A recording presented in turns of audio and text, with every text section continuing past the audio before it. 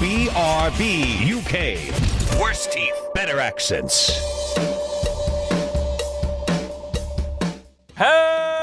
Hello, and indeed, ahoy, hoy. Welcome back to BRB UK. 'Tis episode 627. I am Dan. I am your nominated host for this week, unlike the past 2 weeks where other people took over. Thank you to them. Yes, it is really me, Rygo. I am really here. Also really here is Coleman. Say hello, Coleman. Hi. And also really here is a man called Rick, who is not Tim. Hello, man called Rick, who is not Tim. Hi, man called Dan, who is also not Tim. Yes, and Coleman, he's not Tim and either. Coleman Where is is not Tim? Where is he? Where's Tim? Playing cards. Yep, blew us off. Himself. I'm sorry, guys, I've got to go and play cards. Play Star Wars cards, I'm in a tournament of two people, and I'm hoping for a silver medal finish. I bent my Wookiee. Wow, I hate it when that happens. You've got to splint it just right, otherwise, there will be years of problems ahead of you if you don't. Can I just say as well, I've not been on here with Dan for a while, so I It's true. forgot that you did the intro. So I was looking at Chris in the camera and wondering how he was saying hello without moving his mouth. I was so amazing. impressed with his ventriloquy. I mean, Is that the word? Ventriloquy? I am his ventriloquist puppet. I've spent an odd amount of time with Coleman's arm up my backside all the way to the elbow. It's incredible. Enough about how we used to edit this show. Anyway. My Wookiee's bent again. Well, welcome, Bent Rick. it, good. Thank you for joining us because we've got some Munter Hunter to talk about. We do have some Munter Hunter. Get into presently. But But first. Coleman has been a very generous little Coleman, haven't you, Coleman? Been a very generous little Coleman. He gifted me a game, is what he did. He gifted me a game. One that is more reflective of my very tedious middle-class life than he had any way of knowing. It was a game. It's called Game About Digging a Hole, which is... Game about digging a hole. Game About Digging a Hole. Does exactly what it says on the tin. It's a glorious thing. It's relaxing. It's a nice thing. You go and dig a hole. You know, it's been years since I've dug a hole. Last time I dug a hole was on Bondi Beach in 2004. And It's keep the wind surprisingly the hottest new game on Steam. It's It getting is. a lot of I traction, a lot of really good reviews, a lot of this is like one of those indie games that gets big because of all the YouTube Mm-hmm. influencers playing. It's like Jacksepticeye, Markiplier. They've been doing videos on this, and Mm-hmm. it's made some waves. And I spotted it. I kind of went past it a few times, and then looked into it and went, yeah, actually, I think I need this game. And I think Dan needs this game too. Yes. Because as I It's soon found out after, there's going to be multiplayer added to this game some point down the line. So marvelous. we need to stretch flex our hole digging muscles and get ready for digging a hole in multiplayer. So basically, the long and short of this is you have just taken possession of a new house. As part of those deeds, you've got a garden. And they're going, hey, congratulations, person who owns a new house. You have a garden, you can dig a hole in it, and you can do whatever you like. Whatever you find there is finders keepers. Knock yourself out. So that's basically what you do. Keep on digging. You find stuff. Fun is had. It's more on the pretense of the house is up for sale for, I think it's $10,000, and on the advertisement it says that there is buried treasure somewhere underneath the house, and that's why you purchase the house. And that's it. You're just digging for treasure. There's nothing nefarious about it, I'm sure. No. I've started to discover things in my hole. Yes. I discovered a shaft in my hole. Is what I discovered. Okay. It was a glorious shaft. It was wonderful. It was a big, beautiful shaft. There was a chest in it. There was a chest in the shaft up my hole. So yes. I've been having fun already. But it's just quite a nice. It's a relaxing game. It's like I've missed just having a game that is just relaxing. There's no big numbers that need to get bigger. You don't have to do anything other than just dig a hole. It's quite nice and lovely. What I need in my life at the moment. This one is the commute game for me. It works very well on the Steam Deck, although it does make a bit of fan noise. But it runs very well on the Steam Deck. And it is quite funny because, you get those moments you're playing something and then you catch someone looking over at what you're doing. And I've had a couple of times, like back in the day, playing Minecraft on a iPad, and I remember some guy was looking at me, and then he had to sort of tug on my sleeve and go, sorry, what are you doing? Because I was just making houses and stuff in Minecraft. It probably looked like absolute rubbish at the time. And now, similar kind of thing. People will look over, like kids will get excited when I pull out a Steam Deck, and then they'll look at what I'm playing and see me digging a hole. And go, the defense rests, my lord. Well, they see it's not pulling out your Fortnite. deck And around then, kids. ha ha ha. Look at my shaft. Well, they see it's not Fortnite, and immediately they just look away. But I've had moments where people glance over and go, "What is that?" And I've finished my first run on this game. I'm now doing my second run, and I'm trying, because the first one I went a little bit insane. Not gonna lie, my digging a hole in the garden turned into I dug up the entirety of the garden just because I wanted to see what would happen. That does sound like a very you thing to do. Yeah, well, I was trying to keep like a nice, concise hole to begin with, and compact and look cool. Because if you watch the trailer, they literally start. There's a hole, you jump down the hole, and it just goes on forever. And I wanted to do that, and then I just went a bit nuts with it and just dug up the entire of garden and found no Roman treasures, unfortunately. But my second time around, that's what I'm trying to do now. Like, right, single hole, straight through. This is what we're doing, lads. Let's do this. Talking to myself. Yeah, I keep getting distracted sideways, so I've kind of got like levels in my hole. What I've got, but here's where it becomes relevant to actually why it was a real reflection of life. Because I've just been, oh my god, why hasn't my house been sold yet? It's ridiculous. I am going to move. Moving's happening, but the people who are buying my house because of some ridiculous, even though, okay, really boring, tedious midlife crisis bit coming up. Okay, fair warning. Gotcha. Okay. So I'm the freeholder of my house, which is fine. So I own the land as well as the house that's on said land. Ooh. Fine. I know. You can make a McDonald's franchise. I could dig a hole. But I could make a hole. And this, Rick, is exactly where I'm going with this story. Because of stupid feudal British things, right? The people buying my house wanted me to guarantee that the Earl of Berkshire does not have lasting mineral rights under my house. So literally, they want to know that the Earl of Berkshire is not going to be able to come around my house and dig a hole in my garden and find buried treasure. Ridiculous. How many arguments about mineral rights are we having this week? Several. Slough and the Ukraine. Wow. Yeah, exactly. It is mineral rights, mining rights. So that is why it was so relevant to my life. Maybe right. It was why it was just the perfect thing at the right time. So thank you, Coleman. You had no way of knowing that, but thank you. That's right. Rick Let me stand over you confused. when you're in you can have negotiations. I can stand over you going, since you've turned here up in Slough, have you said thank you once? You could have worn a suit and a tie when you've come to meet Dan. Yep. Yeah. I'm just adding that Rick. to the list of questions for the next time we buy a house. What mineral rights of the Earl of Berkshire? Yeah, it sounds quite important. I don't want some chained up bloke coming around with a spade going, "Oi, I've got salt in that." I don't think that's how the Earl of Berkshire rolls to be. Is it? Oh, hey, terribly sorry. I need to. Him. Because I'm terribly posh, I'm afraid I own everything you have, despite the fact that you think you might actually own it. And I'm just going to dig it up. Jolly good. Pip, pip. What I'm saying is, if I was the Earl or the Duke or whatever, I'd do that. Would you? Yeah. You just turn up like that, or would you just turn up in a gimp costume just to really scale them as well? Hello.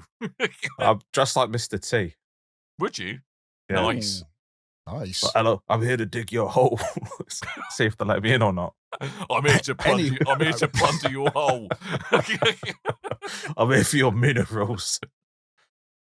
Anywho, a game about digging a hole. It's on I PC. can just see in Coleman's mind just YouTube revenue just going down the toilet. Well, there's another video we can't get referral links from. No, my mind's constantly going, how do I make shorts out of this now? But yes, game about digging a hole. It's on PC. It's out now. It's £4.29. Not a bad price at all. That is Hence very the generosity. good price. Although £1 more, you wouldn't have been getting it.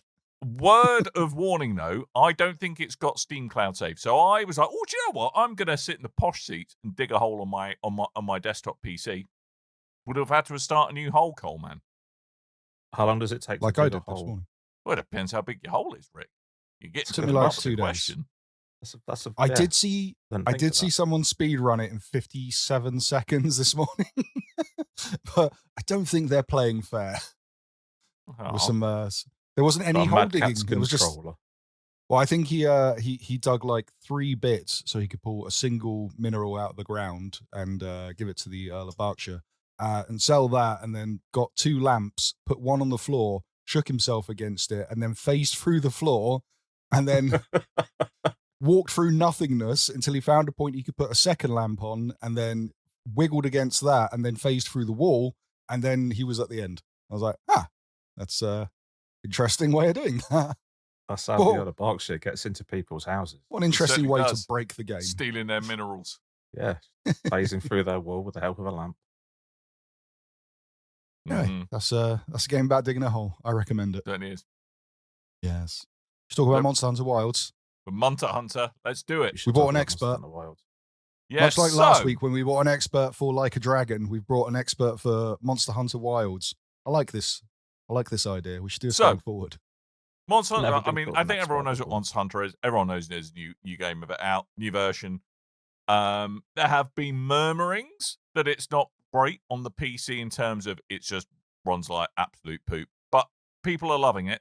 However, your job is to convince me to part my money for it. Because whenever Monster Hunter's involved, I want to love this game so much. I really want to love the Monster Hunter games, but it's just all a bit twee. Should I push on through it being a bit twee? Help me. Because I feel like I should like this game. It's a bit twee. Define a bit twee. A bit twee. Just a little bit. When you go on the slide, if you can see the video on at the moment, exactly that. It's kind of all just a little bit. Am I going to have to look up the dictionary definition of the word twee for you? No, it's going to have to do, isn't it?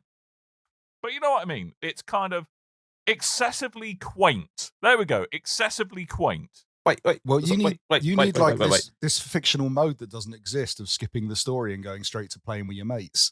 You see, that's exactly what I want. I think I just want to stab big monsters in the face with my friends. I'm very confused. You're saying that this is too quaint after just banging on about how good a game about digging a hole is.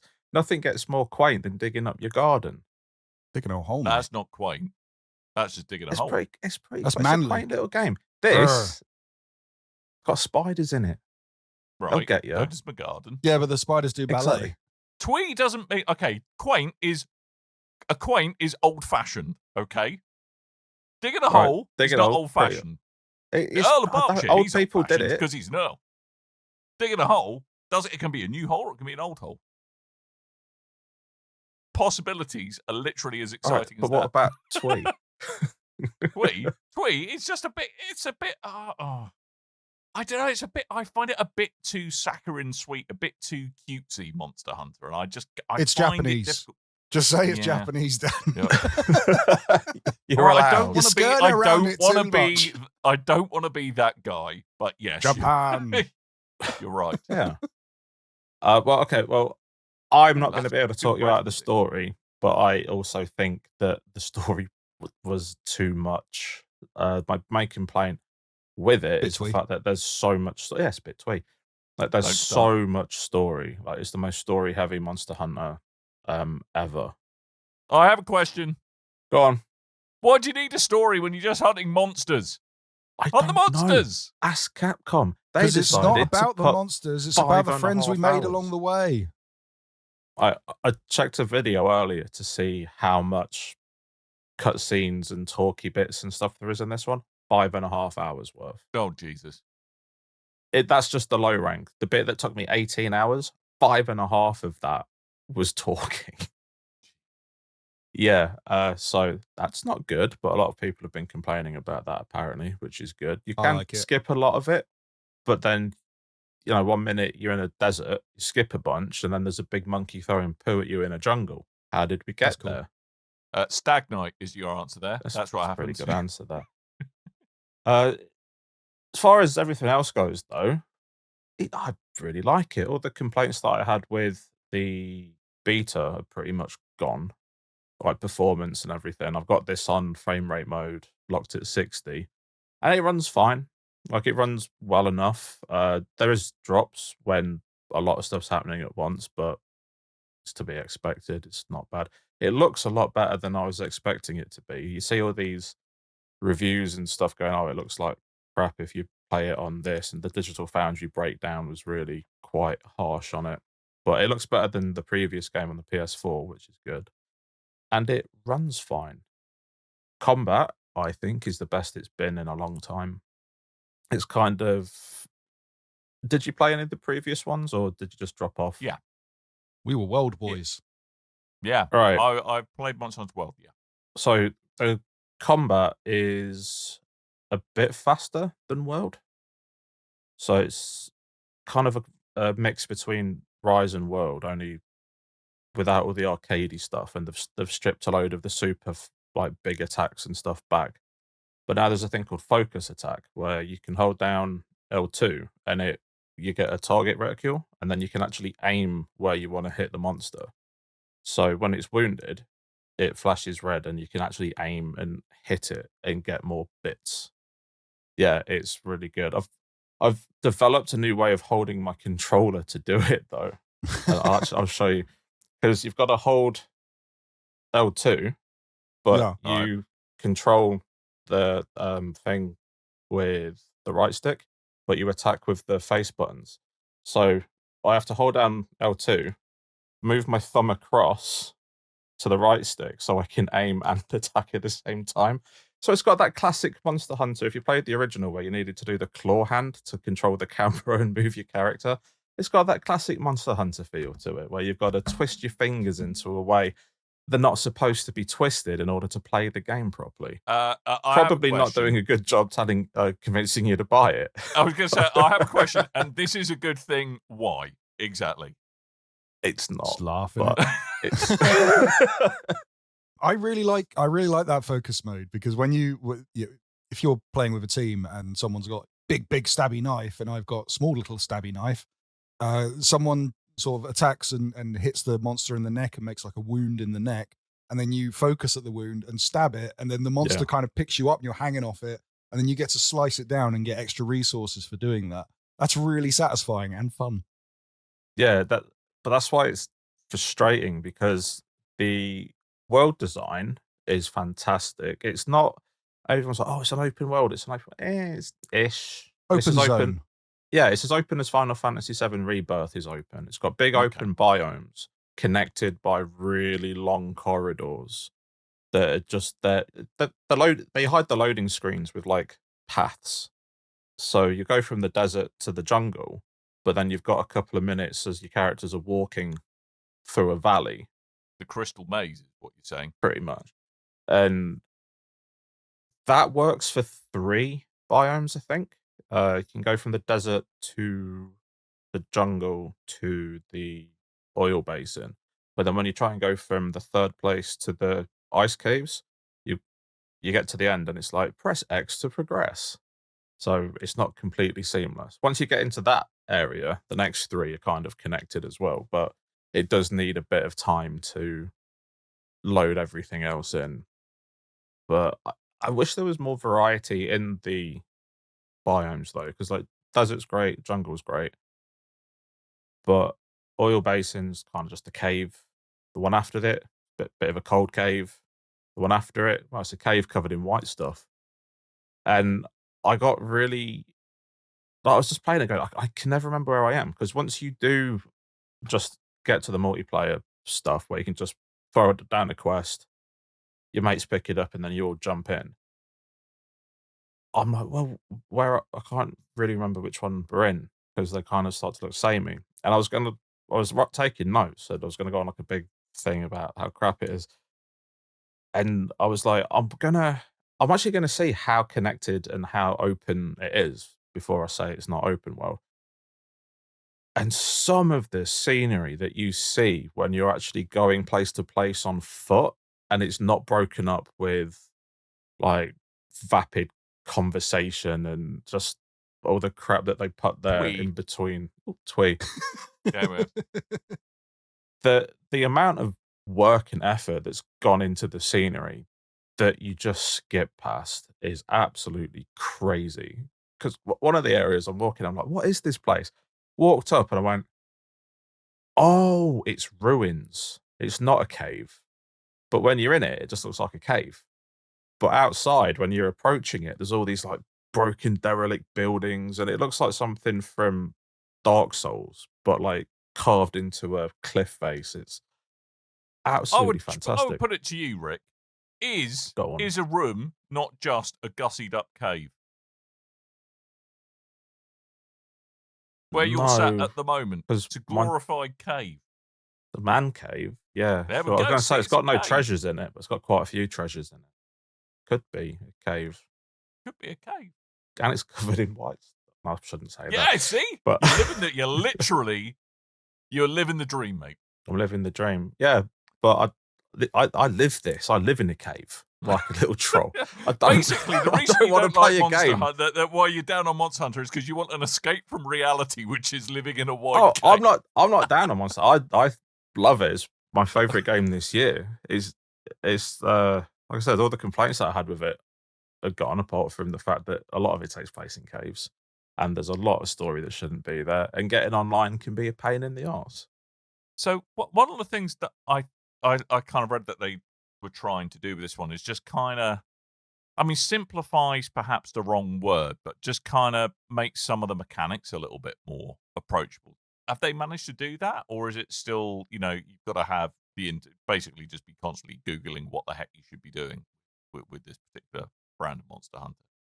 Personally speaking, as the resident Monster Hunter expert, it's definitely this is a complaint that I had about it. It was like, this game's super easy. Like the hunts in the story bit are really easy until you get to about chapter 3, and then that like little voice in my head was like, "Get over yourself. It's not easy. It's accessible." And I was like, "Yeah, okay, that's a good way to look at it." A lot of the mechanics and the more complicated stuff's been stripped back. So armor, I don't know if you do need less pieces. It feels like you need less pieces to make armor, but you also get a lot more pieces in the fights because of the focus attack where you can break bits off it. You're actually getting more rewards, which means that you're getting new gear a lot quicker. So that's been streamlined. It's still got the same thing from World, where the abilities are on the armor pieces that you've got, and then you can see how usually like up to 7, I think, but you can see how many like blocks per ability you've got, and it's all like explained quite well. The weapon upgrades is a bit more streamlined. It's a bit more like Rise, which took what World did and just took a load of the faff out. So you just look at the tree, and it's really easy to see like, oh well, I can. But you don't need to go to the tree to make stuff, and then you don't need to go to the tree to upgrade stuff. It's just, here's your tree, here's what you can make. Hover over something. Oh, if you've got all the bits for something, it's got a little green arrow on it now, so you can go, oh, I can make that. Click, made, done. So that's easy. The focus attack's probably the most complicated thing in the game, because apart from the aiming as well, you can also hold down the right trigger and the L trigger together and do like a counter attack if you time it properly. I've not bothered trying to do that, but that's like probably the most complex thing in it. The mount you've got, it's like a bird called a sacred. It's just like a big chocobo looking thing. When you get on it, it automatically runs to your destination, which really annoyed me at first because I wanted to explore around. I wanted to see things. I didn't want the game dragging me by the cuff through through it. Here's the fight. But the more I've played it, the more I'm like, no, actually, I like this because there's a real verticality to the world design. Like, they're massive, but they're not just wide. There's layers to them. Like some of them are multi-storied biomes, and they can be really hard to get around if you don't know where you're going. But you can just go to your map, drop a pin, and then your bird will take you there. And that's a really good way to find resources and stuff as well. Like if you need this particular, just say you need a flash bug so you can make a flash bomb to take them out of the sky. Just go to your map, find one, drop a pin in it, and you get straight there, like instantly.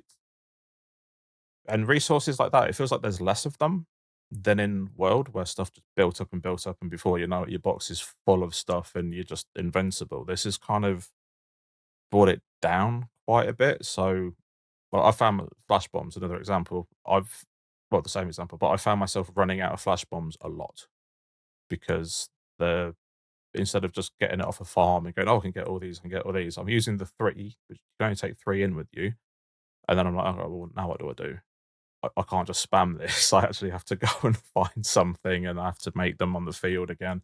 So it's got a bit of that classic feel to it as well, in that the resources, even though easy to find, it feels like there's less of them, which is really nice, I think, because it gets that balance between holding your hand, but being like unfair. So it's just works this really nice balance of it just doesn't punish you for not picking stuff up, but you can find it if and when you need it quite easily. But other I than that, will the say a systems are lot of pretty. sorry.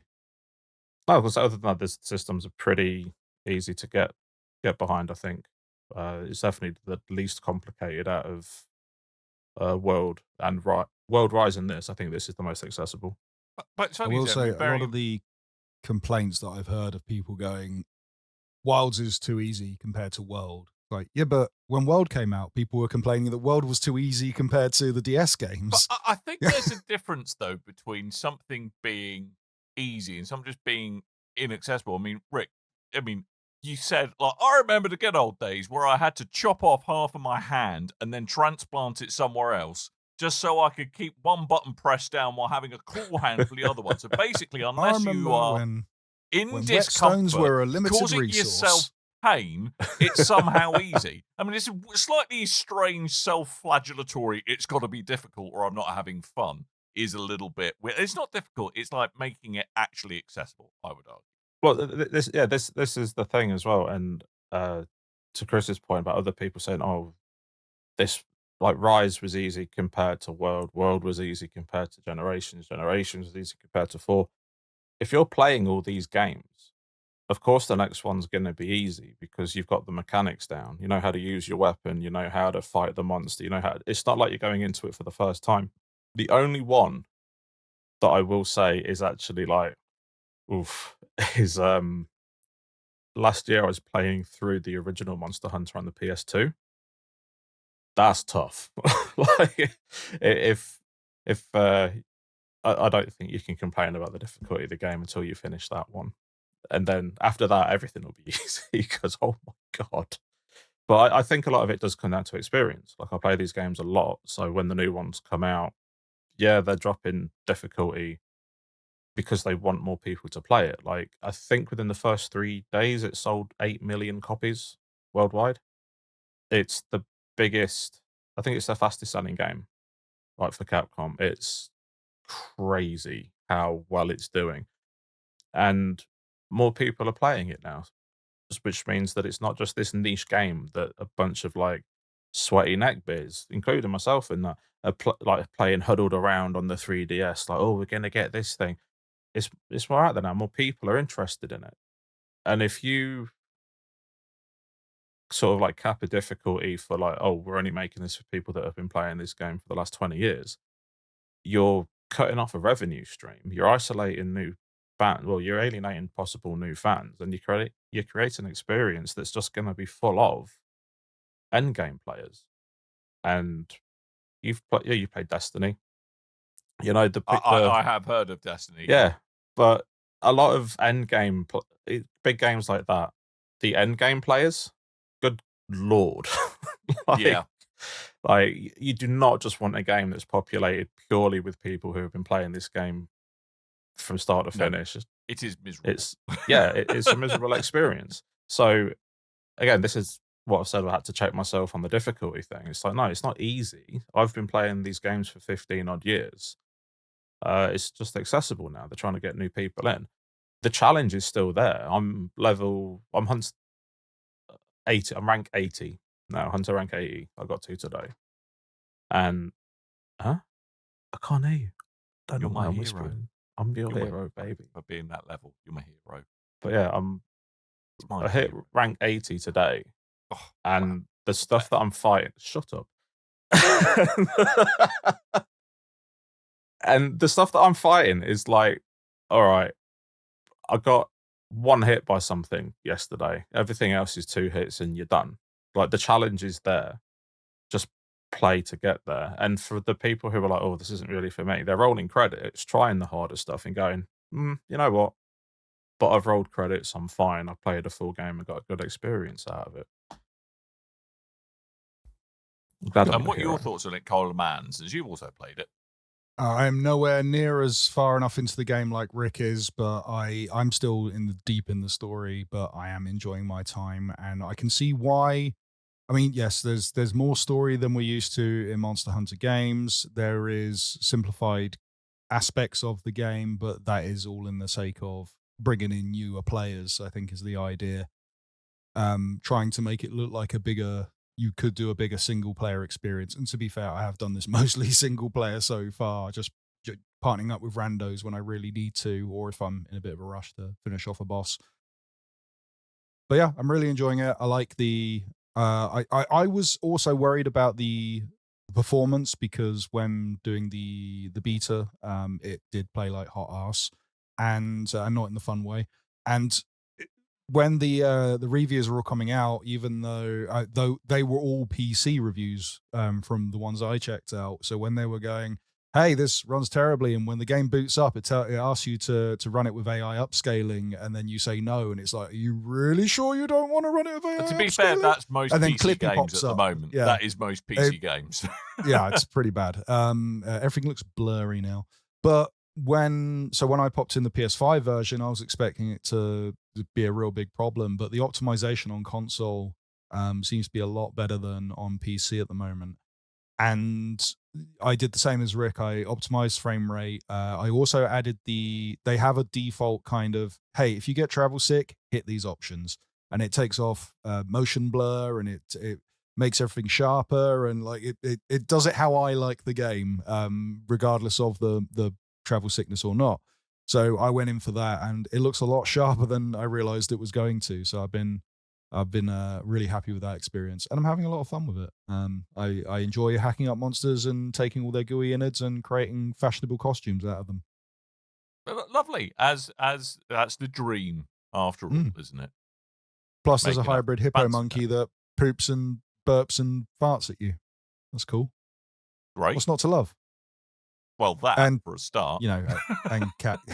Oh, and there's 3 or 4 palicos that are trying to travel with a giant hunk of meat that attack a creature that is breathing fire, and it ends up cooking a steak, and they keep trying to run away with the meat, but the monster keeps attacking them, and it's an adorable scene.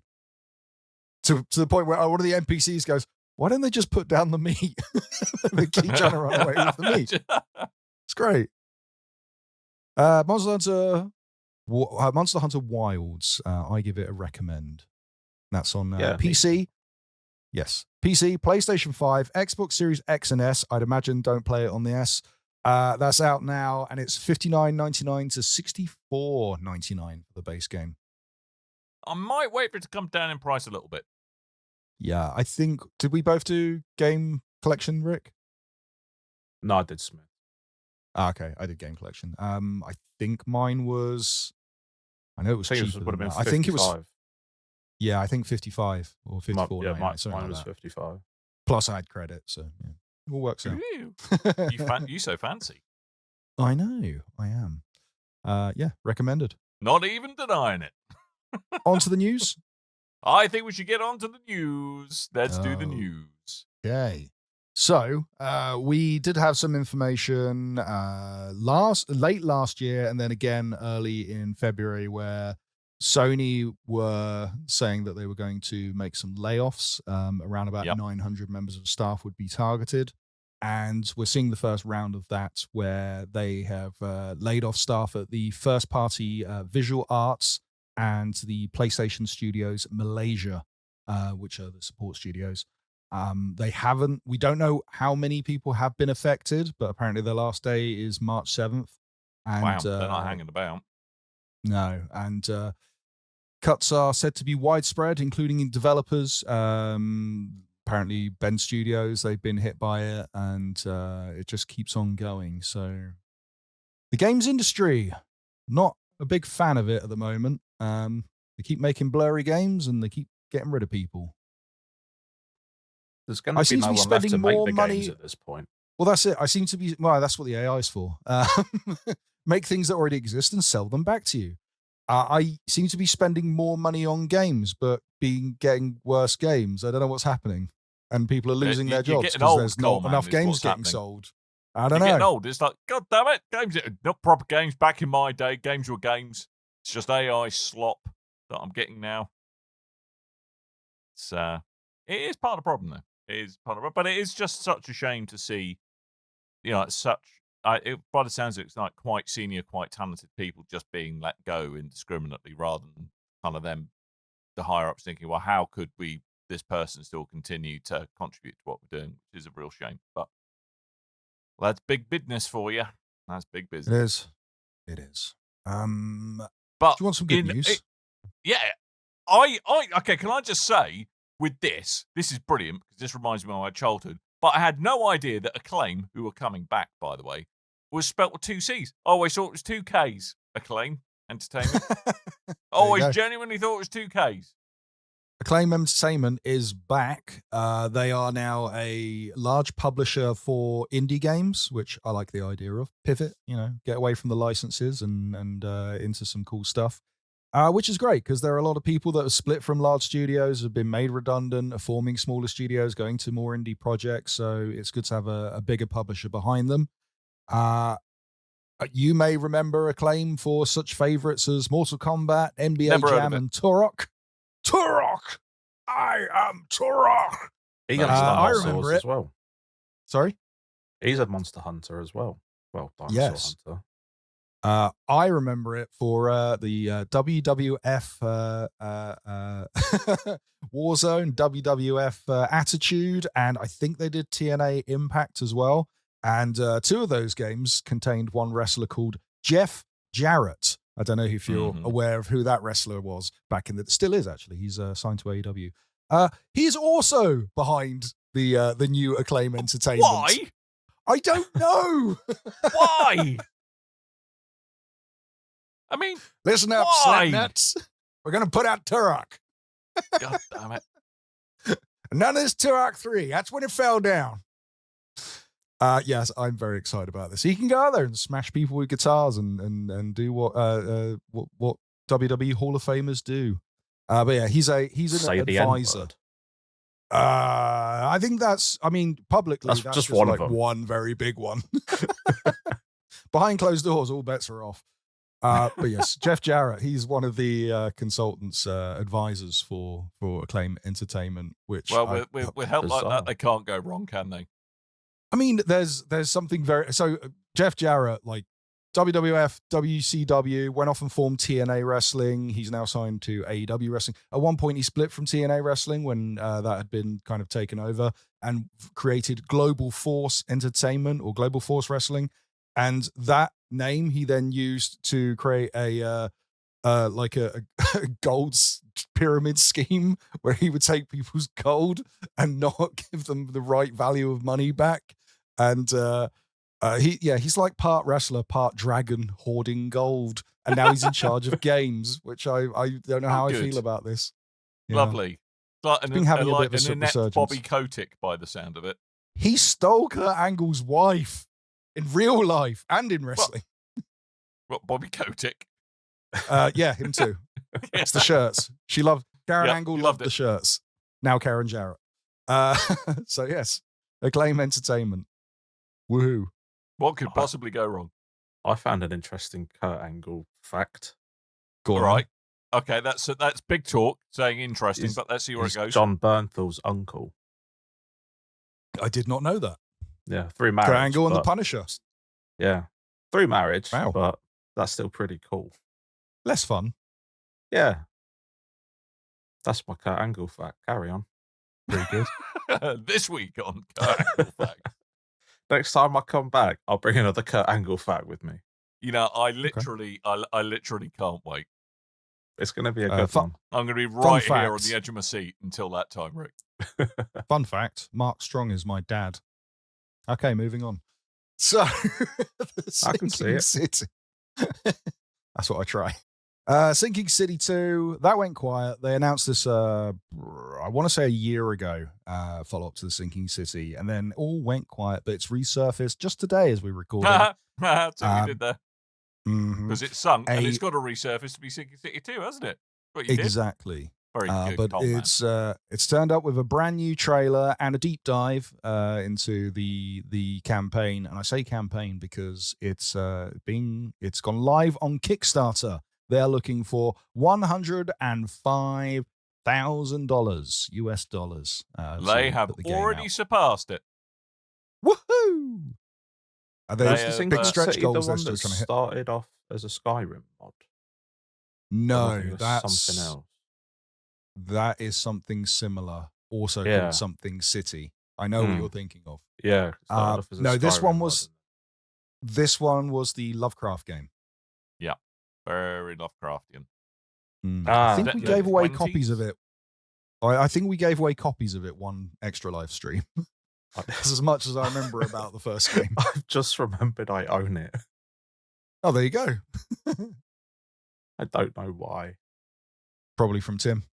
Yeah. He had a No, lot I of bought- copies of this game. I bought it. I went through Oh, a there thing you where go. I was watching a bunch of HP Lovecraft related media and thought, oh, this looks funky. I'll get it for Elena because she likes puzzles. It's got squids in it. Bingo. I'm up for it. Let's go. Then you're going to love Monster Hunter Wilds. There is two. Man. Is it Lovecraft? It's not. I'm not. There's a difference between twee squids. There's a difference between twee cephalopods and Lovecraftian cephalopods. One of them is an octopus that's on fire. The other one is a Right. miniature Lovecraftian horror. You're covered in both bases. Yeah. Yeah, all right. Flaming octopi. You could tempt me, flaming octopi. It's pretty metal. Yeah. Mhm. Calamari, baby. So well done for them, Brody. Yeah, they've already surpassed. That's That's awesome. good. If you, so they had some. Oh, I missed this as well. They had some legal disputes over the first Sinking Sea. I think that's why we've referenced it on the show before, where the publisher and the developer were both claiming the legal rights to the video game, and it got taken off Steam and put back on Steam, and then taken back off I again, remember that. and it was all going a bit mad. But Frogwares have the rights. They're making the game. They also made Sherlock Holmes: The Awakened. If you've tried that, then you know what to kind of expect with the gameplay of this one. But it's looking pretty good. I was meant to put a video in when we were talking, and I forgot to hit it, so apologies for that. But one that I won't forget is Tony Hawk's Pro Skater 3+4 Remaster. It has been That's revealed 7. this week. Sure, why not? It's This has been a badly kept secret for a while. There's been that thing of, hey, there's a Korean ratings board that accidentally rated this game like a year too early, and we all knew it was coming. You might, if you tried the Tony Hawk's 1+2, it was very, very good. It was an excellent remaster. If you haven't tried, you should probably try it, although I'm guessing it will come to Game Pass pretty soon because Activision and Xbox, and reasons. This is definitely worth giving a go. What they did with 1 and 2 is they remade the games of 1 and 2, obviously, but they put in mechanics that were available in 1, 2, 3, and 4 because they keep adding stuff as you go forward. So this is those latter 2 games which I've played, but only in kind of passing. I never really got heavy into them like I did with 1 and 2, and then back into the series with Thug. But it looks absolutely cracking, and they've put in a lot of the original skaters, not Bam Margera, and a lot of new skaters. I have a question. Yes.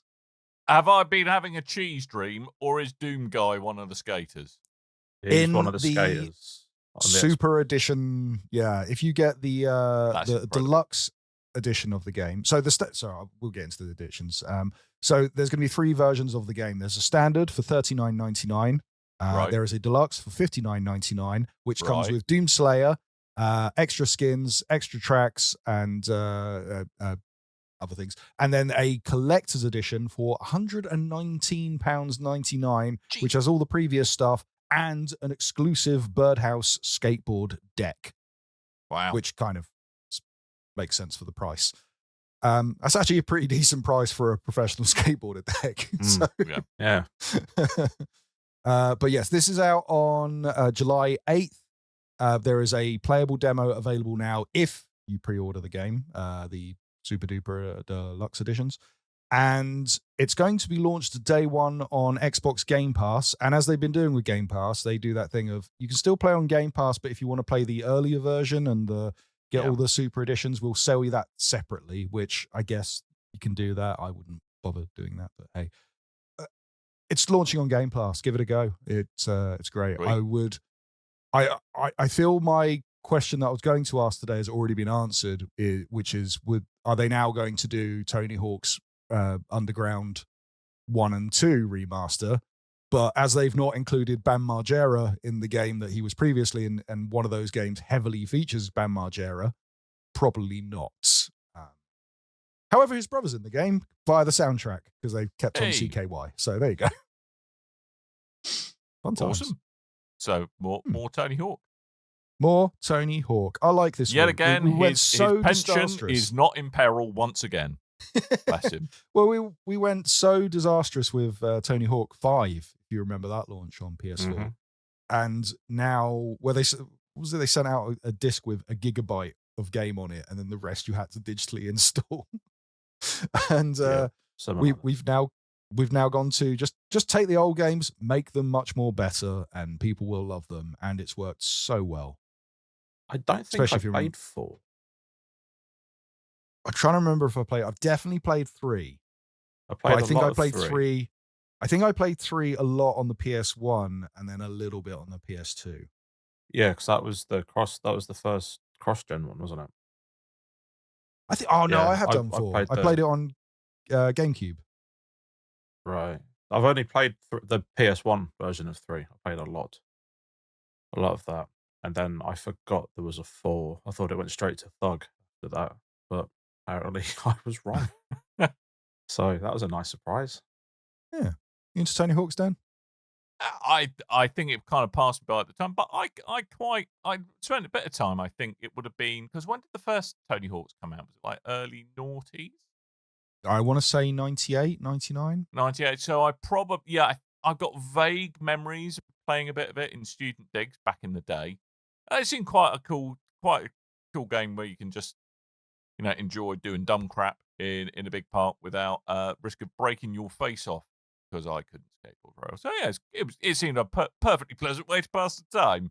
The popularity of those original games were kind of very instrumental in the resurgence of skate culture at the time and bringing it into the mainstream.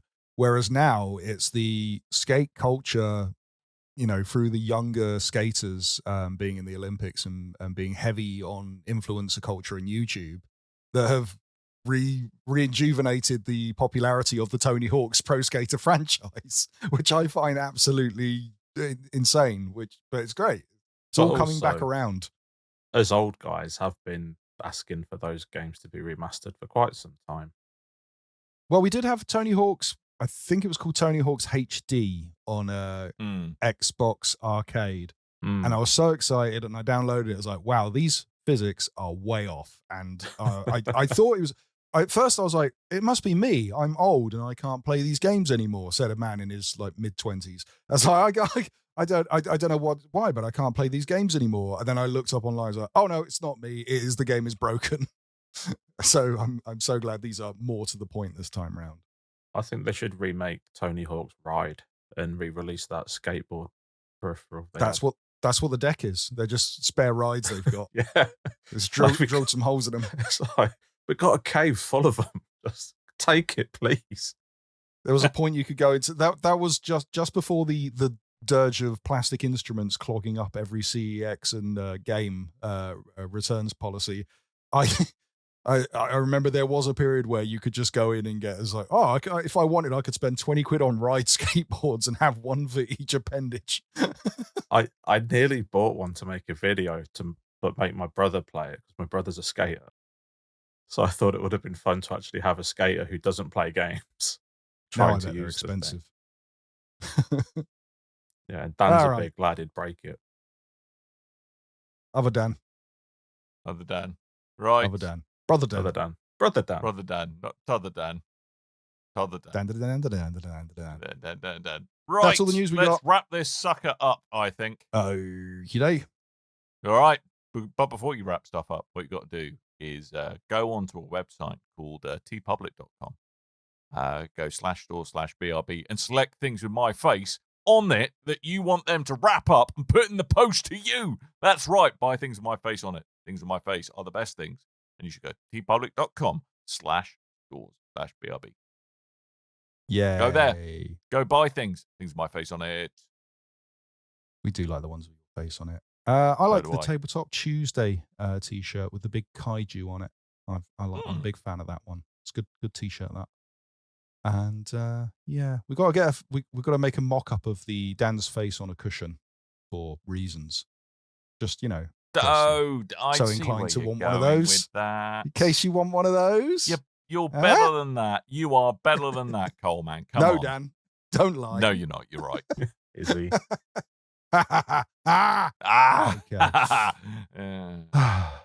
Coming up Tuesday is a Tuesday, and it's Tabletop Tuesday. That's where you can go to Tabletop Tuesday at the Loading Bar in Stoke, Newington, in London, each and every Tuesday.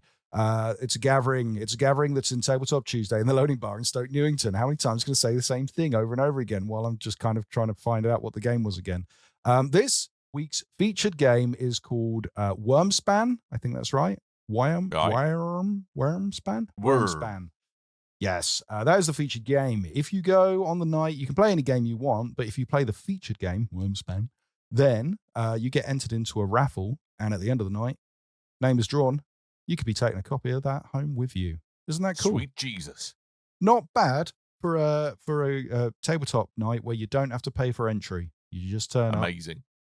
get yourself a Saving drink. you money to buy things from tpublic.com/store/BRB.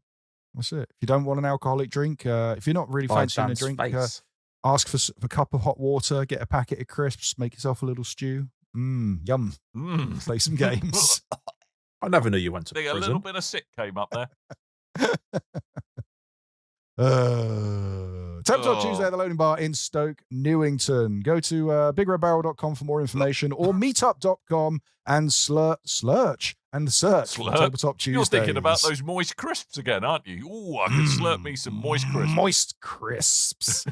If you've enjoyed this show, you're a mad git, but we love you all the same. Be sure to check out bigredbarrel.com. That is our website. All three of us, we're on that website. You can read articles, you can check out videos, you can check out all the other podcasts that are available. I think this is the only one that's coming out for a little while. Got ideas, though. Might do something soon. I've got to float some ideas past you, Dan.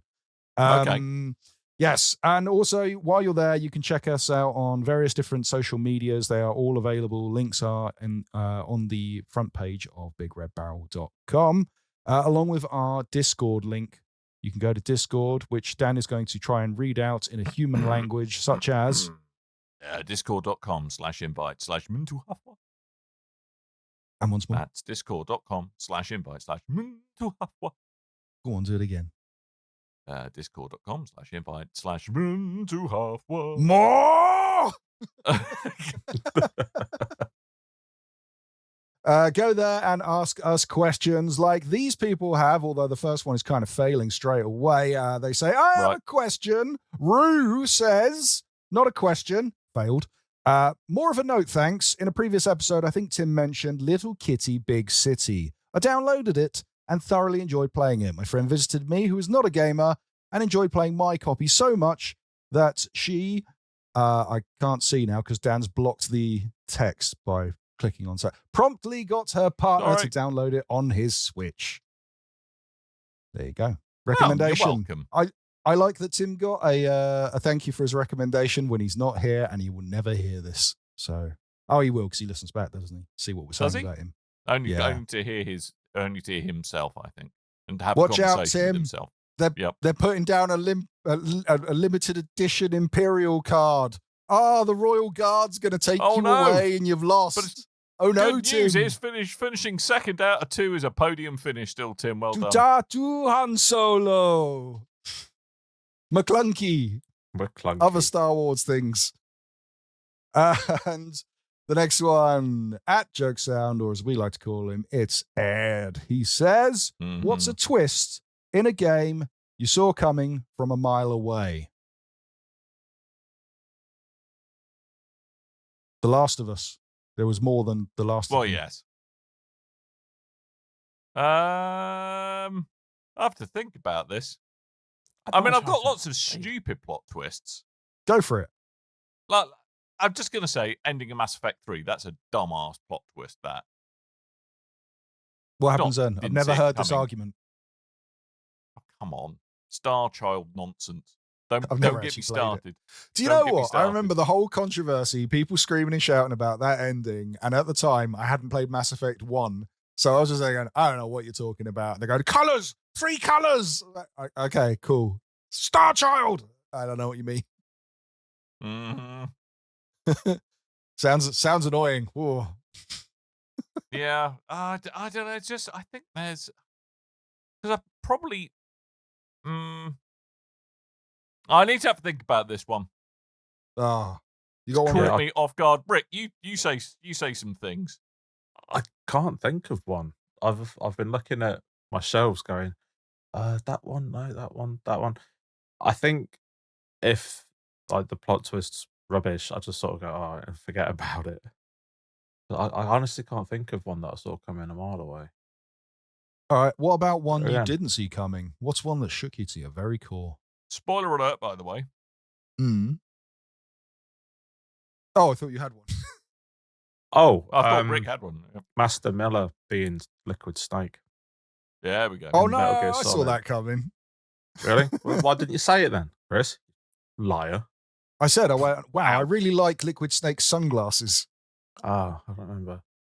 'Cause, yeah, I think that got me when I was a child. I don't know. I think. Oh, the worst one recently was how rubbish Final Fantasy VII Rebirth was. That was a twist I didn't see coming. Every show. Every show. I still like that game. Love you, You're Ed. entitled to be wrong. It's fine. That's why we have opinions. It's fine. I mean, I think so. I might give a little bit of a nod to the original BioShock, one of the most enjoyable twists. That whole "Would you good one. kindly?" But looking back at in it, case when you anyone go ever through it plays the second time, it's very obvious when you know Oh, yeah. know what to listen out for. But no, that was a good twist. I remember like repeating that a lot at work, and then when the twist happens, you're like, "Oh!" and joking about it with friends, and it's like, "Oh, that's kind of ruined that little joke for me." I guess it was the point where I found out the cake was a lie. If we're going to do old references, Hey, yeah. There's a twist in Monkey Island 2 that I don't want to ruin, and I think it's a stupid twist, but that's one of my favorite games of all time. But there's a thing at the end that happens, and yeah, we just leave it at that. Yeah. If you've played, And you know actually, the twist. BioShock Infinite, rightly, and I know BioShock Infinite people like to rag on a little bit, but the twist about her being his daughter, I think, was really good. That was a good twist as well.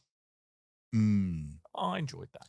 But anyway, I don't think anyone cares if we spoil BioShock Infinite, but that bit where she pulls the baddie into Rapture, the songbird into Rapture, and then there's like in the background you can just see a little sister and a big daddy sitting down in a pod on their own. This is adorable. I hope they make a DLC expansion to just going back to Rapture and don't balk it. Oh, what? Ruh-roh. That's all the questions we Right. have time for this week. Yes, I think we should probably get going. Is what I think we should be doing. So let's go. Thank you for listening, everybody. Thank you for joining us this week.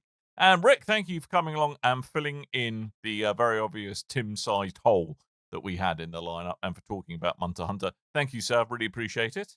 Yeah, Do your thanks for plugs. having me. In the spirit of Tim, I talked for too long on purpose. So there's that.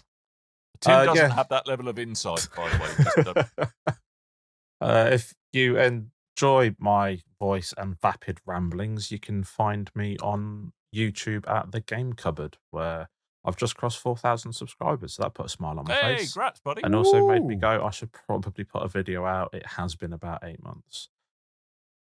But I've taken a week off making that new one because Monster Hunter came out. Monster Hunter. And we got Split Faction this Ooh, weekend. I hear that so is good. going to keep you away from that. So So they I'll can play just that. so what channel? So channel again on YouTube, right? The Game Cupboard. Game Cupboard. The Game Cupboard on The YouTube. Game. So yeah, go there, follow him, like, rate, comment, subscribe, all of those things that All make of me the sound young things. and trendy. But be nice. I'm very, very fragile. Aw. Yeah, right. Speaking of YouTube, check out our shorts on YouTube, our Instagram reels, our TikToks on TikTok. We have those now. That's a thing. We're hip and cool now. Yeah, we are. Dan's We on them, listen to Rick's ska. on them, I'm Yep. on them, Tim's on them, Yep. Ed's on them. Yep. It's great, isn't it? All of them, everywhere. In it. Yeah, little bite-sized bits of rambling for you right here, right Yarr. now, whenever you want. All Wicked good. cool. Wicked Yes, cool, like that. pirates and monsters. Mm, Nothing yes. twee about these reels or shorts or TikToks. Hard-hitting, good to goodness, mediocrity, wall-to-wall Can we- averageness. Can What we it just is. have like a single universal word for these things? Rather, TikToker likes, something like that. Short, We've all got videos. different- How's that? Short videos or is Short that just two- videos. Short videos. Yeah. All right. Yeah. Check out our short videos on short There we video go. platforms. There we go. They're easy to Nice. spot. They're in portrait, not landscape, because that's where all the Please- all the cool Please kids do watch filming. Please watch the most recent one where Ed tries to explain Like a Dragon and Yakuza and pirates, because there was like 160 cuts put in. And I went, this was meant to be shorter. This was meant to be an easier project. Right. I spent We- 2 hours on it. We are going to trundle off there before Coleman goes into a rant about how long short videos are. Thank you for coming along. If you're watching us live, thank you for downloading us. If you are ingesting us through another method, thanks, Rick, once again for coming along. And all that's really left to do is to remind you that I have been Dan. I haven't been Dan. I've not been Tim. Correct answers all round. Very good. Have twee. a biscuit. Yes. Very quaint. Yes. No. Not quite. Very whole. Yeah. So. What? Do it, Colm. Do it. Ah, right in my ear. Idiot. That Thank you for reverberated. coming I along. didn't Thank you realise. for listening to us. And until next time, dear listeners, doodle bye.